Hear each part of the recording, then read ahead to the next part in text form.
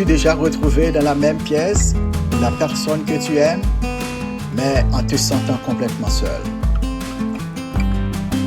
Bienvenue à l'ère de la communication numérique. On n'a jamais été aussi connectés et pourtant, de plus en plus de couples se déchirent. Bonjour à tous, bonjour à toutes et bienvenue sur Jude pour Movie. Aujourd'hui, on va parler d'une question qui touche énormément des couples. La communication numérique est-elle en train de ruiner les relations amoureuses? On en parle tout de suite. Soyons honnêtes, les outils numériques ont permis à l'amour de grandir de manière puissante. Par exemple, les couples à distance peuvent rester connectés grâce aux appels vidéo. Un petit message, bonne nuit, peut réchauffer le cœur. On partage des photos et des blagues personnelles instantanément. Pour beaucoup, les textos peuvent renforcer la proximité émotionnelle, surtout quand on est loin. Mais voilà où ça se complique. La communication numérique manque de ton, de langage corporel et d'émotions réelles. Ce petit OK peut paraître froid, même si ce n'est pas l'intention. Les disputes par texto dégénèrent vite. Les malentendus se multiplient. Pourquoi?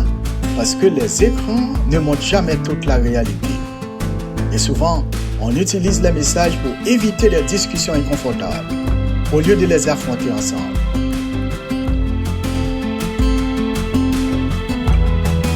Aujourd'hui, beaucoup de couples sont côte à côte, mais chacun déroule leur écran de leur côté. Proches physiquement, mais éloignés émotionnellement. Les réseaux sociaux peuvent aussi nuire à la confiance. On compare notre relation à des couples parfaits en ligne et ça crée de l'insécurité. Parfois, certaines personnes vont même chercher de l'attention chez des inconnus en ligne, au lieu de nourrir leur relation réelle. Alors, que faire? Est-ce la communication numérique qui détruit l'amour ou est-ce simplement notre façon de l'utiliser?